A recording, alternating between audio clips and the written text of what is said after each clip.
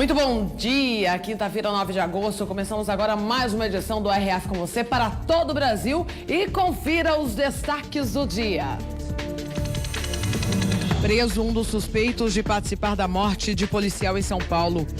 Assalto em loja de celulares de shopping causa pânico em clientes. Falta de psiquiatras prejudica tratamento de pacientes no Mato Grosso do Sul. No Rio de Janeiro, aparelho de ressonância novo está em corredor de hospital há 2 anos sem uso. Consultoria faz ranking dos principais disfarces usados por bandidos para assaltar condomínios. E ministros do Supremo Tribunal Federal escolhem novo presidente e apresentam um projeto de aumento dos próprios salários. O RF com você está apenas começando. Apenas começando com muitas notícias e daqui a pouco eu vou mostrar aqui no RF com você que na semana em que se comemora os 12 anos da Lei Maria da Penha, os casos de violência contra a mulher se multiplicam pelo país. Por que será tão difícil superar esse problema, hein? É o que nós vamos debater aqui hoje no estúdio com uma psicóloga. Não perca, viu? E vamos para as notícias do dia. Um suspeito por participar do crime que terminou com a morte de uma policial militar em São Paulo foi preso.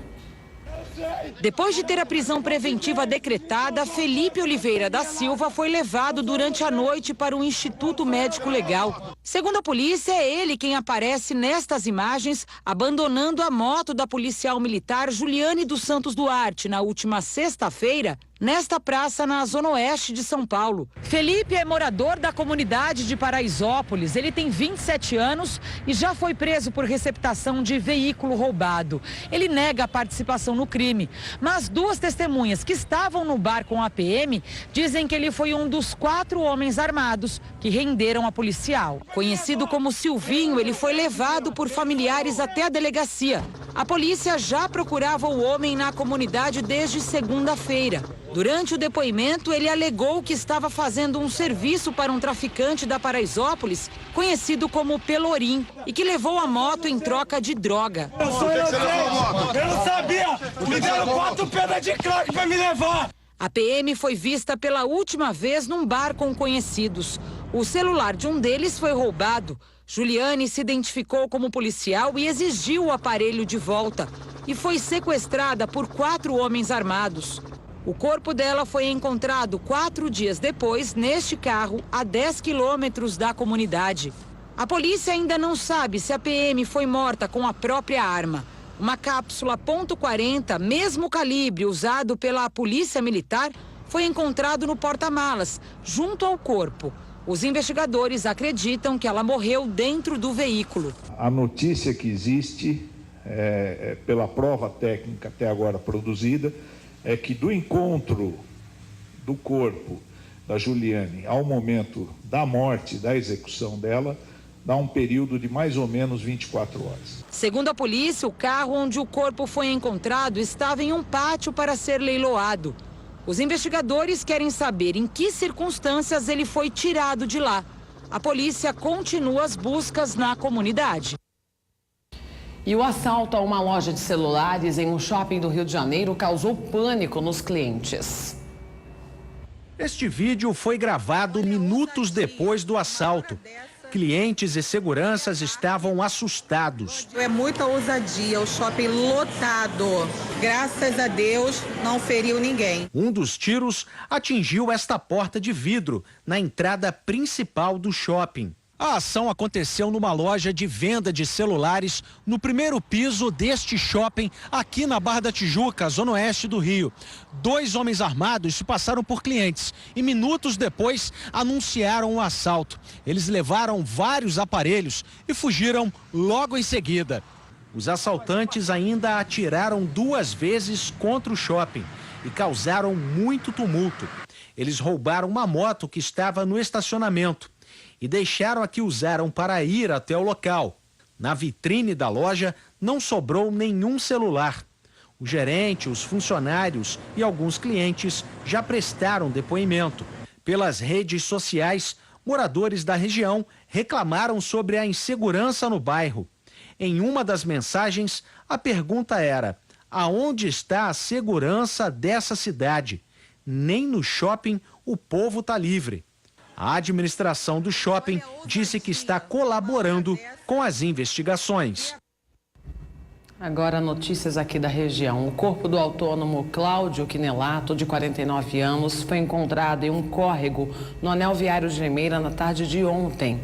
Quinelato estava desaparecido havia 21 dias após ter sido visto em um estabelecimento comercial da Avenida Santa Bárbara em 18 de julho.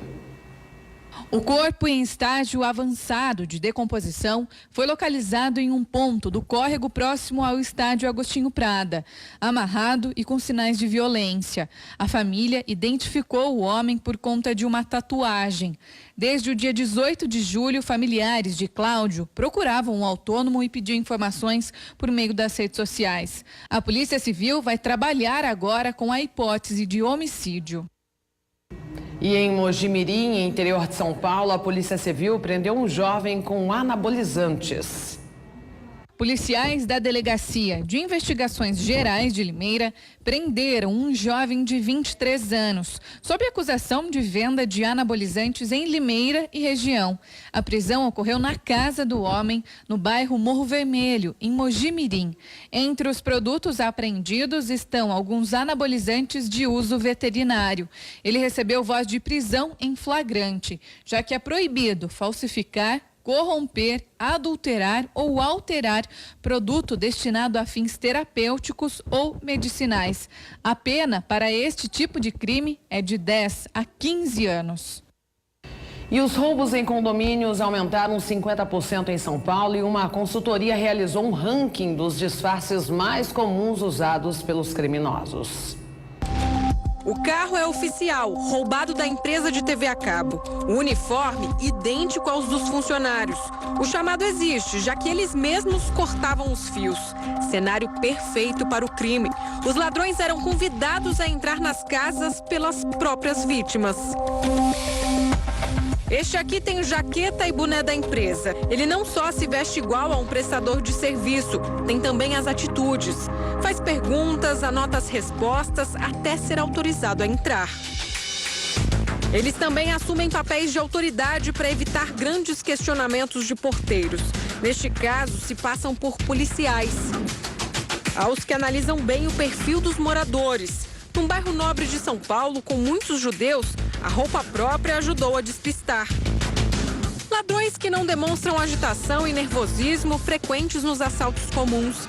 Estes não têm pressa, são gentis, falam bem e são seguros. Em 90% das ações, os criminosos entram nos prédios pela portaria principal. O número de roubos e furtos em condomínios no estado de São Paulo subiu mais de 50% nos primeiros 4 meses deste ano em relação ao mesmo período de 2017. Em primeiro lugar, vem os supostos prestadores de serviço, seja de entrega ou de reparo em fornecimento de energia, internet, TV, gás e até agentes de saúde da prefeitura.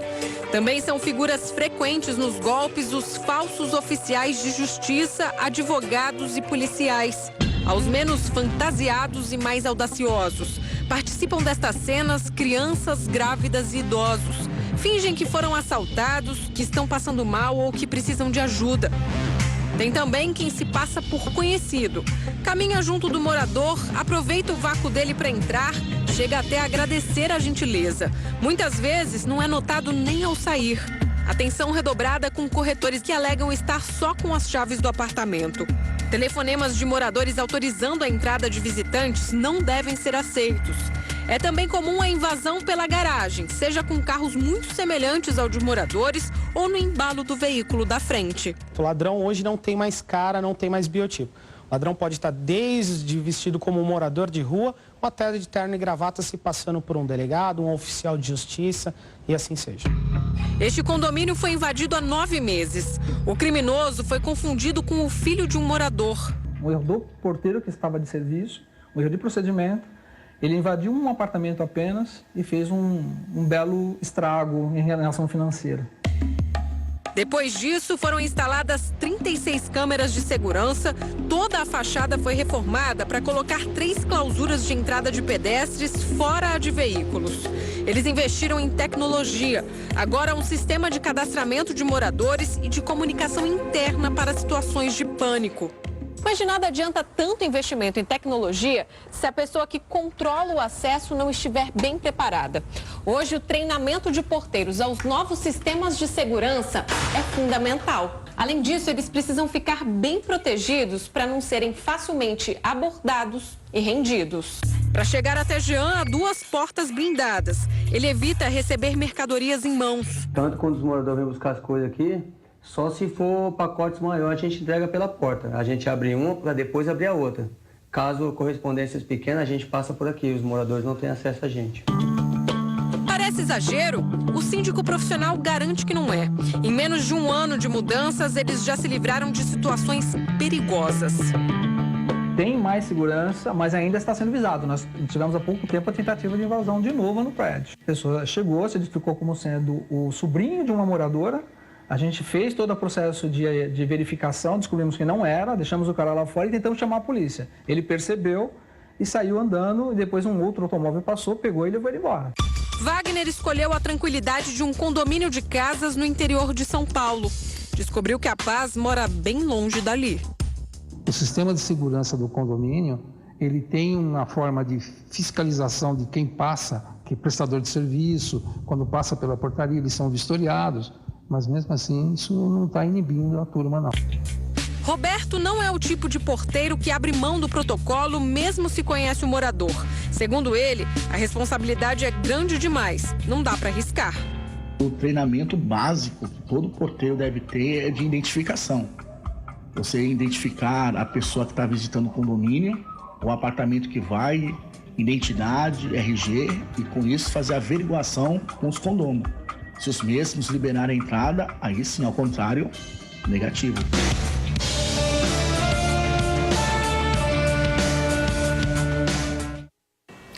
E a polícia descobriu 2 casas usadas por bandidos para esconder drogas. Olha só onde os criminosos guardavam os entorpecentes. Em uma das casas usadas pela quadrilha, o esconderijo ficava atrás do fogão. Um azulejo que estava sem rejunte e meio solto. A segunda casa estava a pouco mais de 1 quilômetro. Aqui, a droga e sacos de dinheiro eram escondidos em um buraco no chão. Eles revestem com o piso e a cerâmica da casa, ou seja, se nós fôssemos procurar, dificilmente iríamos achar. Os criminosos tinham até 2 máquinas de contar cédulas. Em uma das casas morava a mãe com uma menina. Vizinhos desconfiaram do movimento no local e chamaram a polícia. Ela se apresentou para a vizinhança que era uma mãe solteira, no entanto, tinha uma grande movimentação de veículos diferentes, né? E com vários homens aí entrando e saindo dentro da casa. 2 mulheres e 3 homens foram presos em flagrante. As casas usadas como cofre estavam alugadas há quase 1 mês. Elas ficam na zona leste de São Paulo, uma delas em um condomínio. Os integrantes da quadrilha tinham funções diferentes. As mulheres eram as responsáveis por alugar as casas e guardar o dinheiro e as drogas. Quanto aos homens, um cuidava da contabilidade, o outro da logística da venda e o terceiro era o motorista do grupo.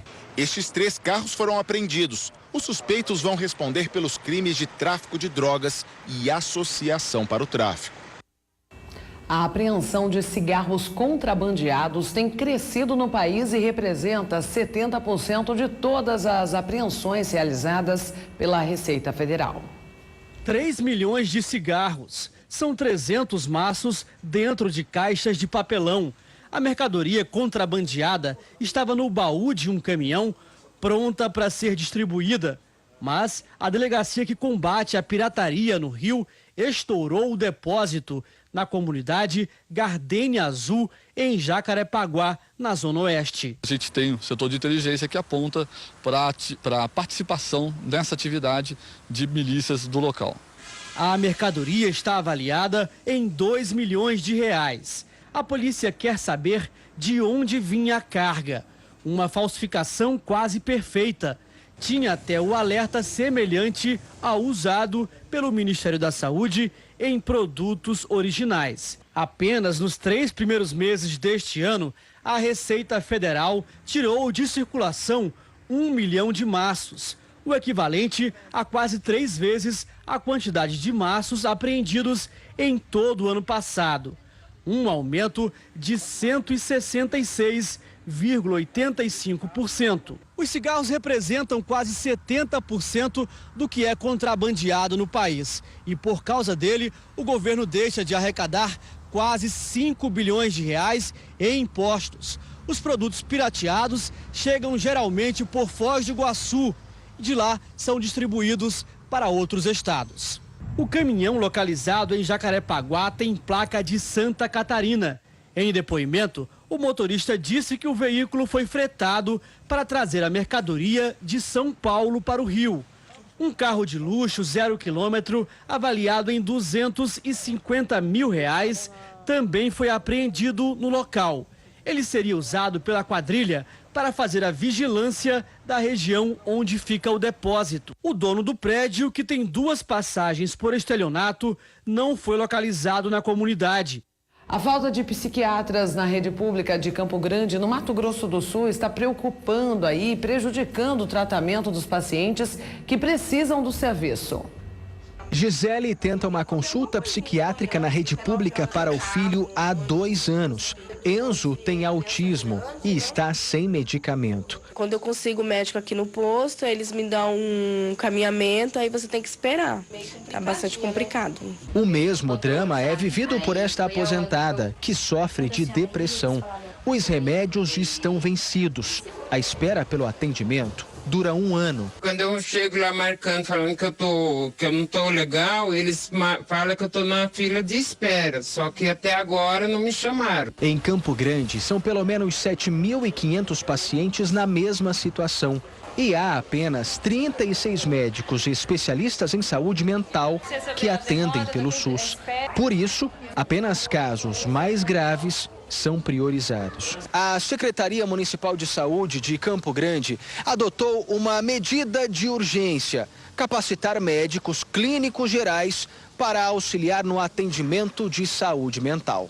A gente precisa capacitar a atenção básica para ela se empoderar de poder cuidar dos casos de ansiedade e depressão leve no território. Este psiquiatra do Conselho Regional de Medicina é contra a medida. Não é ilegal, mas é imoral, porque aí estará se obrigando, até pelas questões administrativas, que uma pessoa faça suas atividades ou faça as atividades para as quais ele não está habilitado. A Prefeitura de Campo Grande informou que pretende abrir até o fim do ano concurso público para reforçar o quadro de médicos psiquiátricos. Um alento para pacientes como Maria Alice. Depois de muita espera, ela foi chamada para a primeira consulta. Espera por fim as crises de insônia. E agora eu tenho esperança, né, de poder deitar à noite e dormir normal, como todo mundo dorme, né? Porque eu durmo o máximo 1 hora, 1h30. Como o brasileiro sofre, né? Crise também na saúde do Rio de Janeiro. Enquanto pessoas esperam na fila por exames de ressonância magnética, um equipamento novo que faz o exame está parado em um corredor sem uso. O aparelho de ressonância magnética está há 2 anos no mesmo lugar, sem uso. Esta porta vermelha é a sala onde o equipamento deveria estar, mas a obra não foi finalizada. Este é o único aparelho de ressonância magnética da unidade, que também não tem tomógrafo. Seria bom que tomasse providências necessárias, né, para que o aparelho possa ser colocado à disposição da população, né, que mais sofre com essa situação. O hospital enfrenta outro problema: a falta de funcionários. A Defensoria Pública do Rio vistoriou a unidade e constatou que o hospital funciona com 73 médicos a menos desde agosto do ano passado. O Estado reduziu os repasses à organização social que administra a unidade e demitiu os médicos. O orçamento caiu. Tá bom, o orçamento caiu, mas 12% é 12%. Ele só aplica 5, 6%. Em Campo Grande, na Zona Oeste, os pacientes não podem contar com a enfermaria do Hospital Eduardo Rabelo. Está desativada. O Hospital Azevedo Lima, em Niterói, é outra unidade que sofre com a falta de recursos. Há mais de 1 ano está sem tomógrafo. O CREMERG entrou com 2 ações contra o Estado para reivindicar que a legislação fosse cumprida e o dinheiro devolvido. Mas a instituição não foi a única. Desde 2013, já são 9 ações que questionam o cumprimento das regras de financiamento da saúde. todos os municípios com UPA estão sofrendo falta de dinheiro que o Estado não repassa. Então a gente só quer que se cumpra a lei, que se garanta um direito constitucional. Daqui a pouco mais notícias, mas eu continuo falando sobre saúde, com possibilidade de alteração dependendo da agenda dos candidatos. O RF News é apresentado de segunda a sexta, a partir das 18h15. Vale a pena conferir então. E foi eleito ontem o novo presidente do Supremo Tribunal Federal, será o ministro Dias Toffoli. Também foi apresentado o projeto de aumento dos próprios salários. O aumento será de 16,38%. De 33 mil, o salário dos magistrados de todo o país poderá ultrapassar os 39 mil reais. Este orçamento ainda precisa ser aprovado pelo Congresso e sancionado pelo presidente da República. De acordo com a Secretaria-Geral do Supremo, o impacto da proposta aprovada é de 2,87 milhões para o STF em 2019. Além dos salários, os ministros do STF também decidiram que as ações de ressarcimento aos cofres públicos contra agentes públicos que praticarem ato de improbidade administrativa não prescrevem. Diante dessa decisão, a partir de agora, as ações de ressarcimento poderão ser apresentadas a qualquer momento. Dessa forma, não importa mais a data em que o fato aconteceu. A decisão dos ministros tem caráter de repercussão geral, ou seja, vai valer para todos os casos parecidos nas instâncias inferiores. Pelos cálculos do Supremo Tribunal Federal, atualmente existem pelo menos 1.000 processos envolvendo a prescrição em casos de improbidade, que estão nas instâncias inferiores à espera de uma solução. O ministro Dias Toffoli foi eleito presidente e o ministro Luiz Fux, vice do STF. Os dois deverão ficar nos cargos pelos próximos 2 anos. Fux deixará o comando do Tribunal Superior Eleitoral na próxima semana e será substituído pela ministra Rosa Weber. A atual presidente do Supremo, Carmen Lúcia, voltará a compor o plenário e a segunda turma do tribunal. Desejo que seja um período extremamente profícuo, mais calmo. Com toda certeza, daqui a 2 anos teremos um tribunal e um Brasil muito melhor. Dias Toffoli foi advogado-geral da União antes de ser indicado para o STF pelo ex-presidente Lula. Chegou ao Supremo em outubro de 2009. A posse está marcada para o dia 13 de setembro. Este é um princípio republicano que esta corte segue há décadas, da rotatividade entre os seus integrantes. A responsabilidade deste encargo é enorme. Os desafios são gigantescos. Um delegado é investigado no Rio de Janeiro por cobrar R$ 55 para registrar um boletim de ocorrência. É isso mesmo que você ouviu, vamos ver. Este é o delegado que está sendo investigado pela Corregedoria da Polícia Civil.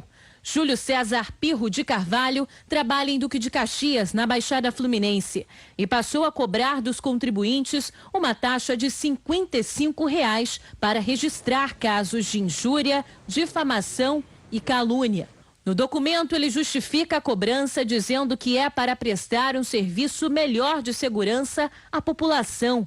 A cobrança teria como base uma portaria de dezembro do ano passado, publicada no Diário Oficial do Estado. Ela determina taxas de segurança e censura.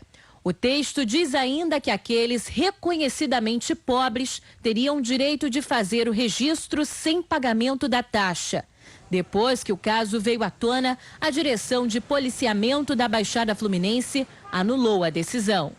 A polêmica foi parar na Corregedoria da Polícia Civil. O inquérito apura a decisão do delegado. O corregedor diz que a cobrança só é permitida em casos de ação penal privada, quando existem interesses das partes envolvidas. E somente nesses casos específicos e restritos é que existe a lei autorizando que se cobre da parte pagamento de custas, para que essa custa sirva para subvencionar os atos de investigação que são praticados pela Polícia Civil. O delegado será chamado para prestar esclarecimentos e pode ser punido. Ela pode ir desde uma mera advertência, digamos, é a sanção disciplinar mais leve, ela pode chegar numa sanção disciplinar mais grave, que é a demissão do serviço público. Uma família de onças foi vista atravessando uma rodovia lá no Paraná. Ela deu à luz recentemente, vamos ver. No começo dessa semana, uma imagem rara foi flagrada no Parque Nacional do Iguaçu, lado brasileiro. Uma onça adulta e mais 3 filhotes foram vistos atravessando a rodovia. Tiago, que faz parte do projeto Onças do Iguaçu, estava no lugar certo e no momento exato para conseguir fotografar esse momento. Foi espetacular, né? Foi um dos dias mais felizes da minha vida. As onças foram vistas exatamente neste trecho da rodovia. Elas saíram deste mato aqui e atravessaram a pista para o outro lado. Mas a mãe fez esse movimento de ida e volta pelo menos umas 4 vezes. Isso porque um dos filhotes tinha ficado para trás. Essa onça é velha conhecida dos biólogos do parque, chamada de tiaia. Ela teve o último filhote dela 2 anos atrás, o Kaiowá, que agora se tornou independente esse ano, e aí ela já está com filhotinhos, então é uma super mãezona. O Parque Nacional do Iguaçu, entre Brasil e Argentina, abriga cerca de 80 onças pintadas, de acordo com o último levantamento feito em 2016. Através de fotos e vídeos gravados por câmeras instaladas no meio da mata, os pesquisadores conseguem identificar cada um dos felinos, porque eles têm manchas diferentes na pelagem, como se fossem nossas digitais. O próximo censo será realizado entre setembro e novembro deste ano. Essa aparição, esse avistamento de onças é resultado de um trabalho de longos anos, de vários anos, focado em conservação da natureza, focado em melhoria ambiental do parque. Uma pesquisa revela que o congelamento dos óvulos não funciona em 90% dos casos. E isso ocorre justamente pelo momento em que as mulheres decidem fazer o procedimento. A técnica representa esperança para mulheres que desejam engravidar no futuro e temem perder a fertilidade. Mas uma pesquisa britânica mostra que em 90% dos casos, o congelamento de óvulos não traz resultado. Os médicos explicam que a maioria das pacientes opta por congelar depois dos 35 anos. E nessa fase, as chances de sucesso já são bem menores. Muitas mulheres procuram o método por falta de um parceiro fixo ou porque não querem prejudicar a carreira profissional no momento. Mas os pesquisadores discutem se ainda é correto oferecer a técnica para quem já está perto de completar os 40 anos. Uma outra pesquisa também mostra que a grande maioria das mulheres que passam pelo procedimento não usa os óvulos no futuro. Por isso, os ginecologistas ingleses pedem que elas tenham precaução ao decidir pelo congelamento. De 1.382 mulheres pesquisadas, apenas 120 tentaram a fertilização dos próprios óvulos depois de 2 anos. Um dos pesquisadores lamenta que as pacientes se sintam pressionadas a embarcar numa aposta pela fertilidade. E vamos então para a reportagem do dia.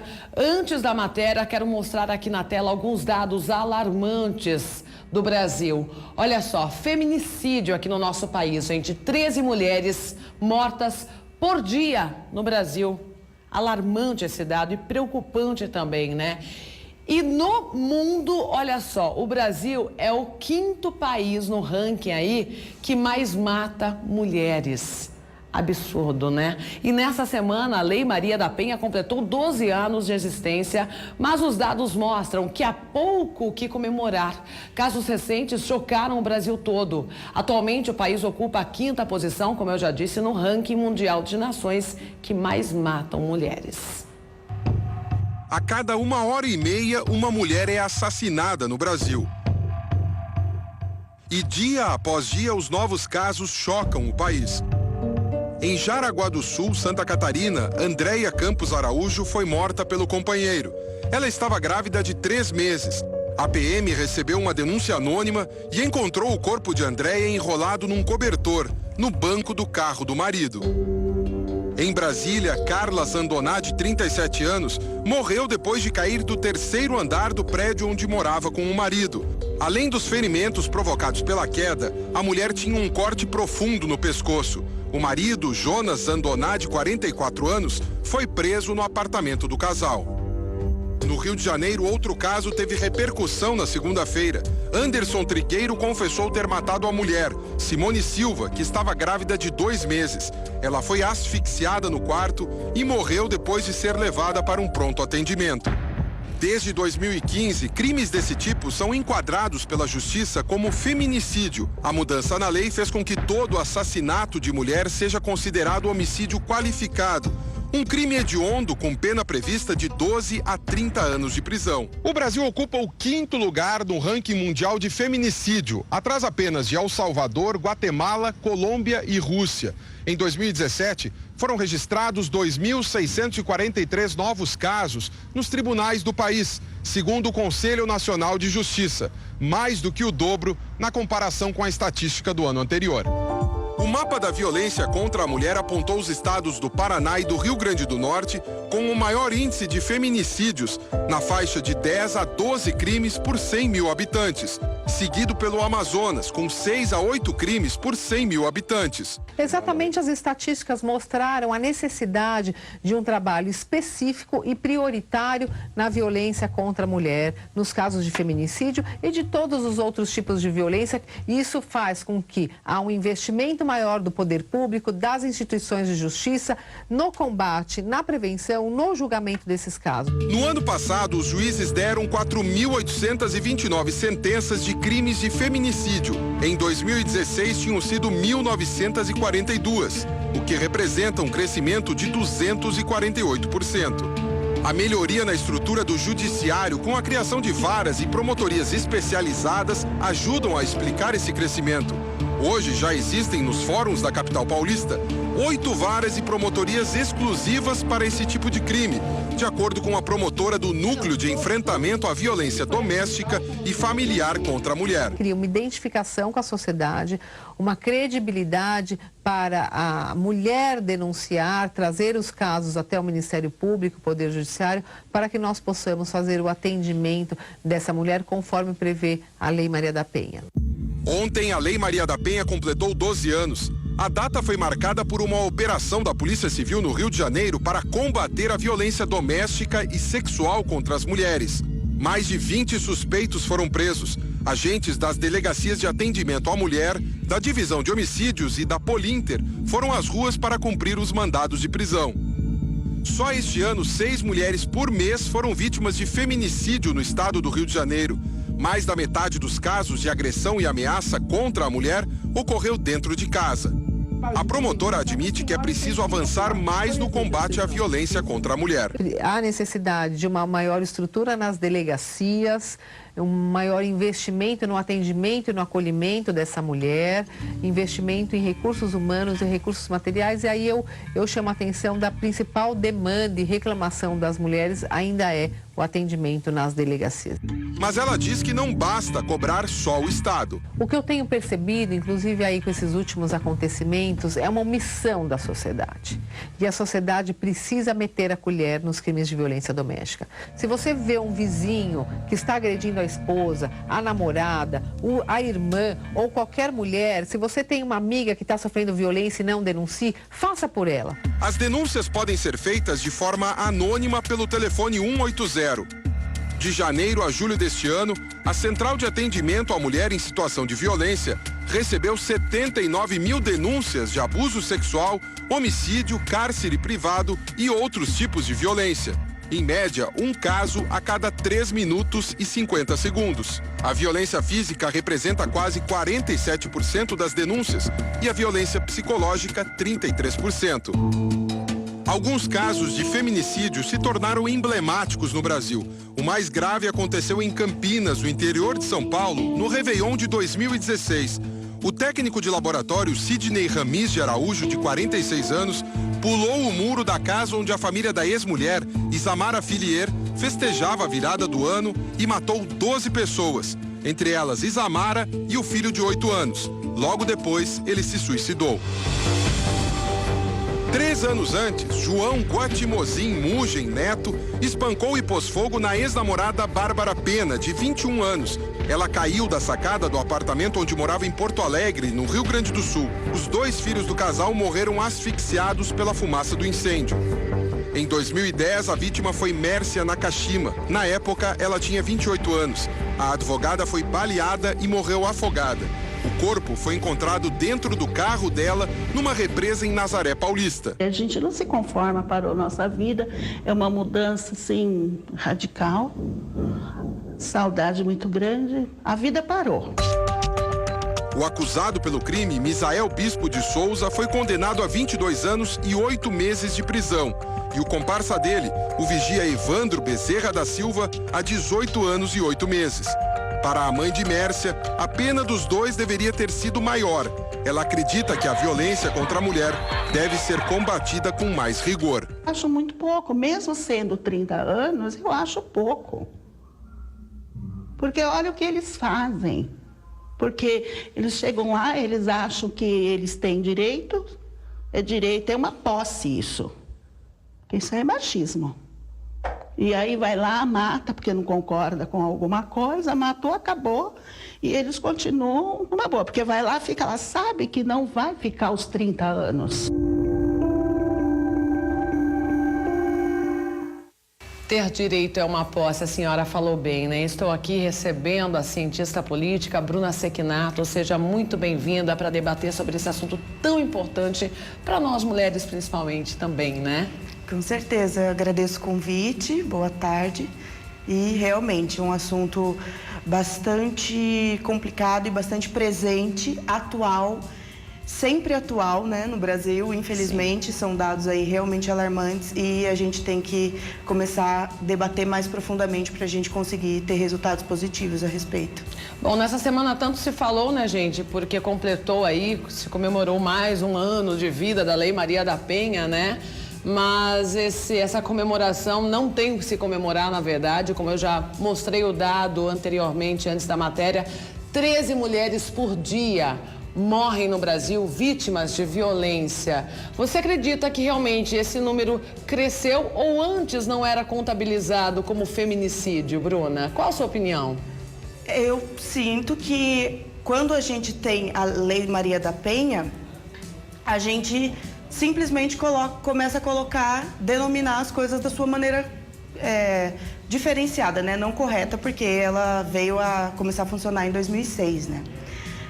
A Lei Maria da Penha. E a partir daí a gente começou a ter as denúncias e tudo mais. Os casos não aumentaram. Eu entendo que o que aumentou foram realmente as denúncias. Por campanhas, já sabido que quando existem campanhas federais, as mulheres procuram mais. Tem mais coragem. Exatamente. Então não são os casos que aumentaram, mas as denúncias. As denúncias, porque violência sempre teve, né? Eu imagino que mais. Infelizmente, até mais antes, né? Só que eu, Marielle, a minha opinião, eu acho a lei muito falha em alguns aspectos, como, por exemplo, a mulher que é agredida. E eu não estou falando, gente, só de feminicídio aqui, não. Eu estou falando da agressão moral e também a física, né, que não chega até a morte, mas também é considerada e se enquadra na Lei Maria da Penha. Infelizmente, muitas mulheres vão lá, fazem a denúncia e depois elas morrem porque denunciaram o parceiro, porque ele fica com mais raiva ainda, vai lá e mata a companheira. E eu acho a lei muito falha nesse sentido, porque a partir do momento que a mulher vai lá denunciar, ela tem que ter 100% de proteção. Não adianta um papel ali, a justiça emitir um papel falando, o companheiro não pode chegar a 100 metros, 200 metros de distância. Isso aí não resolve, quando essa mulher não está cercada com segurança. Então, assim, na minha opinião, é muito falha. Qual a sua opinião? Eu entendo que a lei, ela é muito completa. O que é falho são as nossas instituições na hora de dar o amparo para essas mulheres. Porque, né, por lei, ela deveria ter esse amparo. Ela deveria ser recolhida em algum abrigo. Sim, e aqui em Limeira é importante a gente frisar que a gente tem esse abrigo. O que eu entendo é que falta um pouco de informação e de educação para as pessoas, porque tem muita gente que desconhece. E tem mulheres que não denunciam pelo medo de voltar para casa, e é a mesma casa que o agressor mora.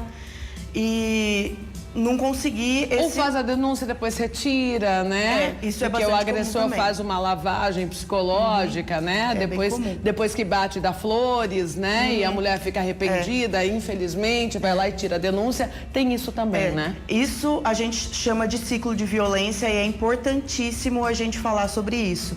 Que a violência máxima ou o crime capital, o feminicídio, o homicídio de mulheres, né? Que hoje em dia a gente denomina feminicídio, ele não é, assim, não acontece agora do nada.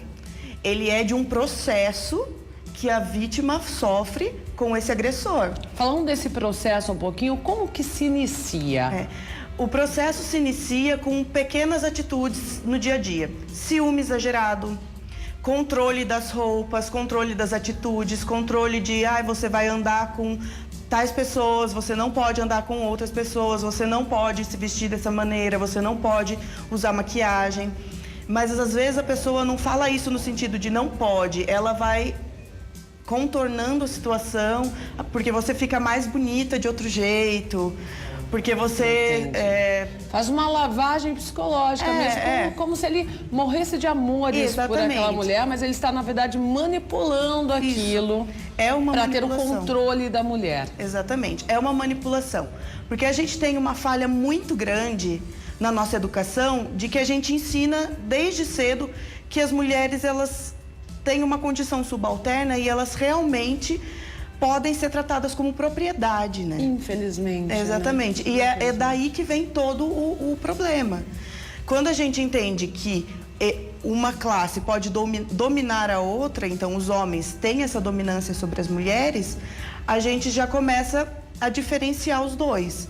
E aí essas crianças crescem, são adolescentes, a gente começa a colocar na cabeça das meninas que se usa, quando elas começam a ter seus primeiros relacionamentos, que se ele tem ciúme de você é porque ele gosta de você, ele está te protegendo. Não é proteção, é violência. A gente romantiza uma violência e isso... ciúmes, né? Achando que é bonito e não é. Não é. Pode virar uma agressão física, um feminicídio mais lá na frente. O que é mais comum são as agressões psicológicas, né? Então, emocionais. Quando o homem fala que quem que vai gostar de você assim? Só eu que pra te aturar. Você não pode com essa roupa parece não sei o quê. Exatamente, né? Que ferem a moral. Isso é uma das violências previstas na Lei Maria da Penha. A moral, quando o homem realmente desmoraliza a mulher usando termos de, agressivos e assim por diante. E a psicológica, quando ele fere nesse sentido de ninguém vai querer você, ninguém gosta de você, chegando à máxima de a mulher ficar completamente emocionalmente dependente dessa pessoa pelo fato de... E acreditar naquilo. Exatamente, pelo fato da destruição da sua autoestima. Essa é a principal... o final da violência psicológica, né? Bruna, inclusive, a violência também acontece muitas vezes, nem fisicamente, né? Mas de forma material. Inclusive, nós temos uma reportagem que eu vou exibir agora, um caso aqui na nossa região, em Americana. Um homem foi preso na madrugada de hoje após atear fogo no apartamento em que vivia com a esposa no condomínio Turquesa, no bairro São Domingos. Como eu já disse, em Americana, o local ficou destruído. Isso também é uma agressão contra a mulher. Vamos ver. Segundo o que a esposa relatou à polícia, ela teria discutido com o marido. Após a briga, ela procurou refúgio na casa do filho e o homem ateou fogo para destruir o apartamento que é pago pela mulher. Ele teria deixado o gás ligado e os botões dos bocais do fogão abertos. As chamas só foram controladas após 30 minutos, mas o apartamento de 55 metros quadrados e 3 cômodos ficou totalmente destruído. Após o incêndio ter sido controlado, o suspeito apareceu novamente no local. Ele foi então encaminhado para a Central de Polícia Judiciária, onde recebeu voz de prisão. Por sorte, ninguém se feriu. O caso agora vai ser investigado pela Polícia Civil. Infelizmente, mais um caso de violência contra a mulher e aqui na nossa região, né, Bruna? Aqui em Limeira, como são os dados? Você tem acompanhado de violência contra a mulher? A gente tem a Rede Mulher, que faz bastante esse levantamento. É interessante acompanhar as reuniões, mas exatamente os números eu não tenho agora. Esse tipo de violência, outro previsto na Lei Maria da Penha, que é a violência patrimonial. São vários, né? É a violência sexual, violência física, psicológica, moral e a patrimonial. A patrimonial não tem a ver só com esse caso extremo de colocou fogo, né, num apartamento, mas como o homem que controla o dinheiro dessa mulher que ela trabalha, controla os documentos, tem posse dos documentos, inclusive homens que obrigam, né, ou fazem de maneira escondida pegar senhas de redes sociais, hoje em dia também engloba em violência patrimonial, vender um carro, vender uma casa que é dos dois sem consentimento ou sem conhecimento dessa mulher, todos enquadram em violência. Isso é muito comum, né? Se a gente for lembrando, assim, casos próximos, assim, é muito comum tudo isso. Né? E é um tipo de violência também. Sim, e está enquadrado na lei. Infelizmente, vivemos uma sociedade machista, né, Bruna? E o que me preocupa muito, na verdade, é que, na verdade, crianças que nascem em lares machistas, que têm um pai que é machista, de repente, tem mulheres que são machistas também, né? E essa criança vai crescer machista. Então, assim, é necessário educação, né? Em casa, na escola, englobando, na verdade, né? Um círculo mesmo, né? Para que essa criança cresça não sendo machismo, não achando que o ciúmes é romântico. Qual a sua opinião? A realidade, o machismo é estrutural. Então, vamos colocar em relação a termos, assim, né? A estrutura que a gente vive é machista. A gente diz, né, patriarcal, que valoriza o homem em relação à mulher, né? A mulher sempre em condição de subalternidade. E quando a gente diz de uma estrutura, um homem não necessariamente ele é machista nas suas atitudes, mas a estrutura porque nossas leis são, nossa educação e aí as mulheres a gente diz que não são machistas, mas elas reproduzem o machismo porque elas não se beneficiam disso. Sim. Então, quando a gente começa a observar empresas, cargos políticos, enfim, todos os cargos mais altos são ocupados majoritariamente por homens. Nós não temos mulheres ainda conseguindo alcançar cargos de poder, né? E a gente vive ainda no mundo de muita baixa representatividade, seja em qualquer área, não só na política. Na política é um problema bastante sério que a gente pode falar. Inclusive, desculpa te interromper, mas, gente, se mais mulheres são eleitas, mais leis a nosso favor são criadas. Exatamente. Essa é a lógica, né? Então, para a gente poder mudar o Brasil, nós mulheres temos que nos unir também nisso, verdade, né? Começando pela política, né? Para ter mais leis favoráveis mesmo. Exatamente. A gente sabe que quando a gente tem mulheres que nos representem, a gente tem as nossas pautas representadas, não é? A gente tem essa presença ali e mulheres têm o olhar mais sensível para as nossas pautas porque somos nós que vivemos, né? Sim. É diferente de uma pessoa que não vive o que a gente vive falar por nós, né? E sobre a educação machista, realmente nos lares, o machismo ele está em qualquer relação. Então, ele está nas relações de amizade, por exemplo, quando dizem que os meninos não podem ter amizade com meninas, que meninas ou para as meninas, que os meninos só vão querer sair com elas, é um interesse. Quando é bebê, vai brincar e o menino vai pegar uma boneca, o pai já fala, não pode. Gente, a criança nem entende, né? Não sabe. Colocar uma roupa pink, rosa, não pode. Sim. Ou azul na menina, não pode. É um absurdo isso, né? E isso vai além dessas diferenças de brincadeiras, de brinquedos mesmo, que já vai determinar, por exemplo, as meninas para o ambiente doméstico, o menino para o ambiente de decisão, né? De montar coisas, enfim. a questão de meninos serem criados para não poder demonstrar suas emoções, não ter parceiros, não pode chorar. Exatamente, Homem parceiros não e chora. parceiras que eles possam contar o que eles vivem, porque homens também têm problemas, a gente só ensina que eles escondam. Sim. Por esse lado, nós já temos uma vivência diferente, porque normalmente nós temos com quem contar, a gente se apoia. Por isso que falam que mulheres, elas são mais fortes, mas não necessariamente. Porque tem esse acolhimento desde pequena, a né? gente cria laços, né? Sim. E eles são mais fortes. Os homens, eles não têm isso, porque o que a gente vê de homens? Eles vão pro bar com os amigos, mas ali no bar, qual é o assunto? Eles vão fazer piadas machistas, eles vão rir de alguém, eles vão fazer esse tipo de contato, mas as mulheres não, as mulheres têm o contato mais íntimo, né? Sim. Do conversar, de você ter um apoio, de você ter esse tipo de laço, né? E quando a gente cria meninos assim, a gente está criando meninos machistas, mesmo que eles não façam violência nem nada disso, mas ele acaba, né, tendo contato com esse meio que a gente vive. E aí, além das relações, piadas que a gente não Que é mais do que a condena. piada na Rússia. Recentemente na Copa, né? Que nós acompanhamos, debatemos aqui, inclusive no RF com você. Inclusive, eu preciso perguntar e explicar aos telespectadores o que é feminicídio.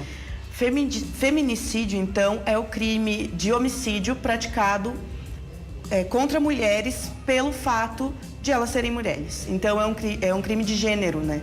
Sim. O homem tem ter ódio de uma mulher.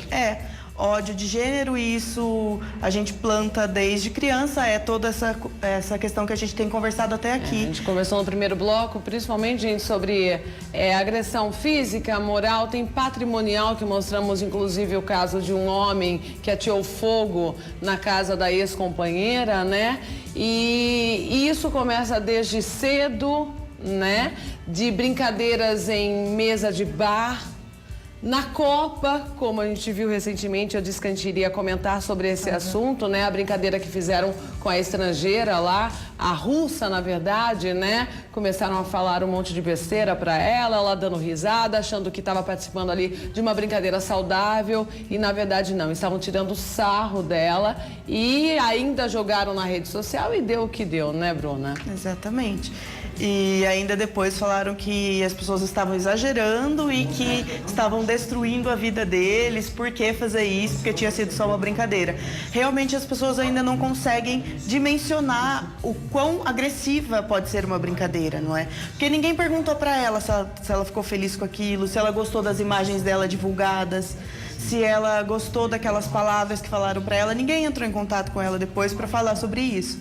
Ficou entre eles e tudo mais. A gente teve uma condenação social, que eu acho importantíssimo. Sim. Né? Porque eu acho que atos como esse devem começar a ser condenados Faz mesmo. refletir muito, né? Publicamente. Certamente, imagine quantos vídeos como esse já não foram divulgados em rede social, mas estávamos numa Copa do Mundo, o mundo todo ligado naquele evento, então acabou sendo um boom aí na internet, né? Viralizou. Só que diariamente, óbvio, tem muitos vídeos assim nas redes sociais, né? Então é bom, de repente uma pessoa vai lá fazer a brincadeira, da próxima vez fala, poxa, não é bacana.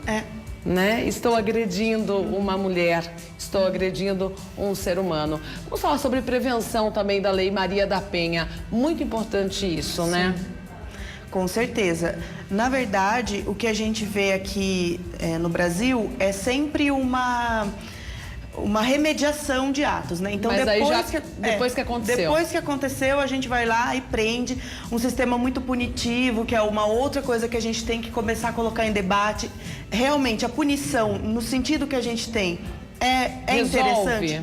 Porque a gente não está vendo resultado. Sim. Resolve deixar, de repente, o homem lá, o agressor, trancado com outros homens que cometeram outros crimes, né? Numa cela, de repente até aprendendo a praticar outros crimes, não é? Não sou hipócrita também, né? Mas aí, de repente, essa pessoa ela sai ressocializada lá da prisão? Ou sai piorada? De repente, ela não vai, ou esse homem não vai preso, mas tem um tratamento psicológico, psiquiátrico aqui fora. talvez seria uma solução melhor? Com certeza. Porque é isso, você trancar muitas pessoas juntas. A gente sabe que isso não vai resolver problema de violência. Isso pode trazer uma revolta nessa pessoa. Porque a gente sabe que o nosso sistema carcerário é super... precário. Super lotado. E aí a gente tem muita reincidência, a gente não resolve nada com esse sistema. Então a gente está punindo pessoas. Mas e se a gente reeducar essas pessoas? Será que não seria um caminho melhor? Não seria realmente positivo para o país o resultado que isso traria? Porque eu acho que está na ideia do brasileiro que a gente punia mais rápido, né? Porque você educar leva mais tempo e leva mais energia, demanda muito mais de um país, né? Mas a gente não tem, isso parece senso comum, mas a gente não tem como a gente fugir da educação. É como começar do zero mesmo, né, Bruna? Exatamente. Com muita paciência, né? As eleições estão aí, gente. Então, assim, é o momento da gente escolher os nossos futuros candidatos para não acontecer o que a gente vem sentindo na pele aí, né? E eu não posso ficar me envolvendo muito com isso aqui, mas eu espero que nós, eleitores, tenhamos aí mais consciência, porque a gente precisa, sim, de mais educação, de mais segurança, mas com planejamento. Com certeza. Né? A gente tem que entender que o conservadorismo, que a gente está numa onda conservadora bastante forte no país, ele não está resolvendo nada, porque conservar as coisas como estão não está beneficiando ninguém. Pelo menos não pessoas trabalhadoras, pessoas, né, que estão aí em classes mais baixas. E a gente precisa renovar realmente a política. Parece clichê, mas é real. E a gente está trabalhando aí com a velha política a vida toda e a gente está vendo que isso não está funcionando. A gente precisa renovar, colocar pessoas diferentes, pessoas que pensam diferente ali naquele ambiente, porque são essas pessoas que vão nos representar. Então a gente tem que entender o que significa isso, né? O que é representatividade? É você ver uma pessoa que entende do que você está vivendo e entrar lá para que ela... Porque a gente... sabe que não é uma questão individual, é uma questão coletiva, isso a gente tem que pensar também. O que eu desejo, o que eu preciso, também é desejo e é necessidade de um grupo de pessoas. E isso torna necessária a representatividade. No caso, nós precisamos que mulheres se elejam, porque a gente entende das nossas pautas, das nossas dificuldades, das nossas necessidades de saúde, de educação para filhos e assim por diante.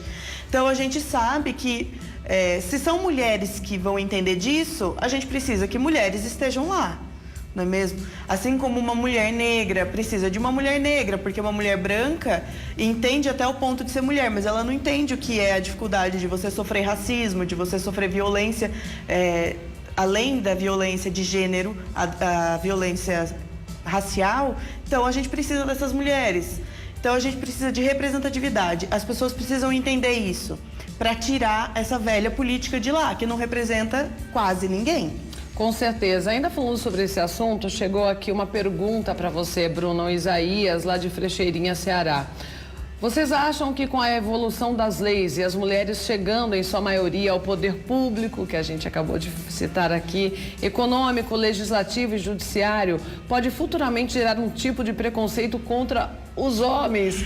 Olha os homens preocupados com as mulheres invadindo, predominando o mundo. Imagina, gente. Não, gente, isso é uma coisa que nem está em cogitação, porque a gente ainda está numa condição muito subalterna. Muita. E o que a gente busca, a gente deixa claro aqui, o movimento feminista é equidade, é igualdade. E não você... ser mais. Exatamente, não ser mais.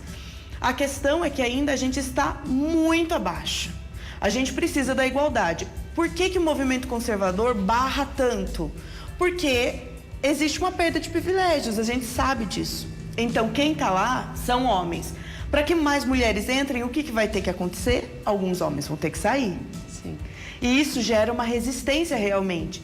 Mas não tem o que a gente fazer, porque é uma questão de justiça mesmo, de justiça social.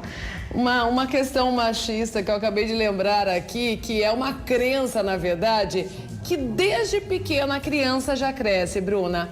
mulher no volante, perigo constante. Não é isso? É incrível. E é o machismo. Claro. Né? Ver uma mulher... Ih, foi mulher. Quando é um homem que sofre um acidente, não fala nada. Mas se for mulher... Ih, é mulher, tá vendo? Por isso que o carro bateu. É incrível, né? São pequenas coisas do dia a dia que a gente vai lembrando assim. Isso é um ato machista. Lugar de mulher é na cozinha, lugar de mulher é no tanque, mulher não entende de futebol, mulher... Então... Lugar de mulher é onde ela quiser, é isso, né? Nós podemos vestir o que a gente quiser também. Pode ser uma roupa curta, decotada, se a gente se sentir bem, se a gente se olhar no espelho e se sentir bonita, é o que vale, gente. E o homem não tem o direito de apontar e falar, tá feio, tá curto, tira. E isso dentro de casa, pensando no ambiente doméstico. E quando a gente sai, a gente tem que pensar no ambiente das ruas também. Essa mulher ter liberdade de andar da maneira como ela quiser, sem ser assediada, sem ser violentada, sem ter seu corpo violentado ali, né? Naquele ambiente. Então, não é só o ambiente doméstico, começa ali.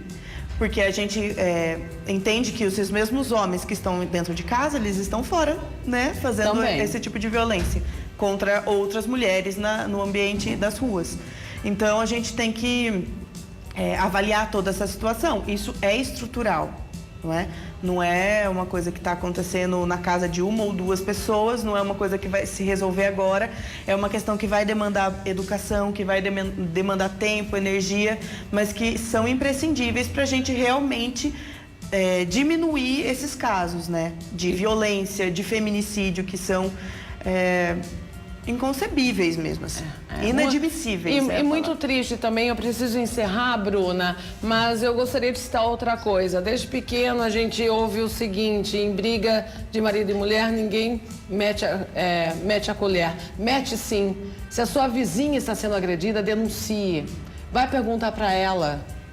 Ok? Tem que ajudar, temos que ajudar. Sim, sim. Né? Na verdade, essa é uma das maiores barreiras que a gente enfrenta, de a gente achar que... Tá invadindo o espaço do casal. Exatamente. Imagina. Que brigas domésticas se limitam ao ambiente doméstico, quem está de fora não pode meter a colher, né? Pode sim, porque a Tatiane deve. Se algum vizinho tivesse denunciado, ou então no elevador, o porteiro que estava com a câmera de segurança ali, tivesse visto, fosse lá checar, ela não teria morrido. Do dia, beijão pra Andréia de Teresina, Piauí, super beijo. Arnaldo, lá do Tocantins, super beijo também. Ótima quinta pro Rosimar, do Pará. Beijão, Rosimar. Acompanhando o RF com você e almoçando, hein? Ai, me deu até fome. A Débora e o Rodolfo, de Valinhos, interior de São Paulo. A Duda, lá do Pará, super beijo, Duda. O Wesley sempre participando, beijão pra você. Wilkinson, lá do Tocantins também, beijão. O Dinor de Ceará, beijão, seu Dinor. O Fábio da Bahia, super beijo pra você também. Marcelo e Christopher, de Indaiatuba, interior de São Paulo, beijão. O Moisés de Grão Mogol, mineiro, participando do RF com você. O Paulo, lá do Piauí, Parnaíba, super beijo. Ótima quinta pro Admilson, Mato Grosso do Sul, Brasilândia. O Daniel e a Maiara, Mato Grosso do Sul, de Jardim, beijão. Kathleen, Mato Grosso do Sul também, Brasilândia. Beijo da tia. Essas são nossas participações essa quinta-feira. Preciso encerrar. Deu por hoje, mas eu volto amanhã, se Deus quiser.